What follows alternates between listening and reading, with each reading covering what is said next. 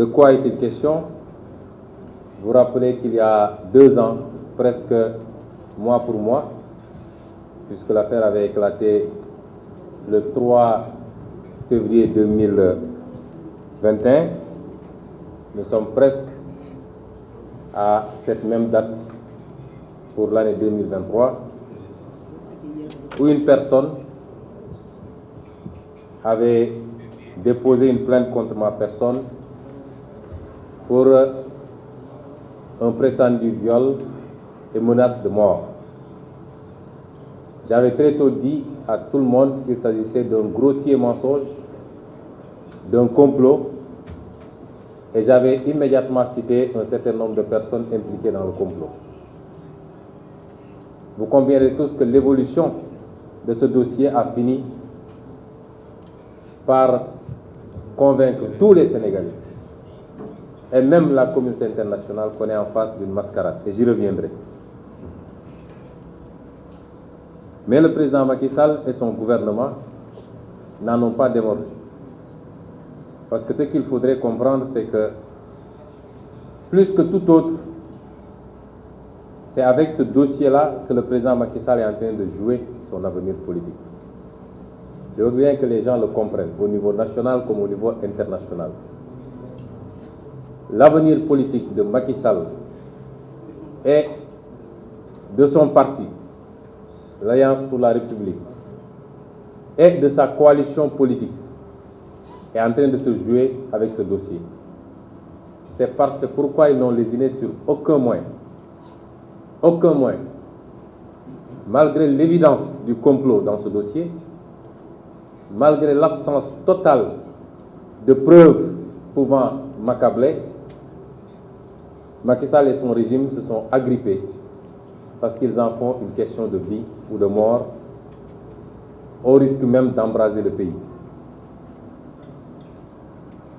Je voulais dire qu'on est là dans la poursuite, dans la continuation du scénario d'une dame appelée Dior Diagne, qui se trouve être l'épouse, m'a-t-on dit en tout cas, de M. Antoine Diome, ministre de l'Intérieur de Macky Sall. Pourquoi je dis cela? Parce qu'on a tendance souvent à oublier, il est bon qu'on recontextualise un certain nombre de choses.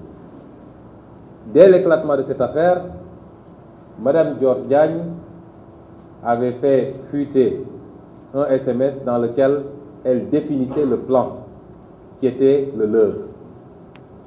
Dans ce dossier DSK, il ne faut surtout pas l'arrêter ou l'emprisonner.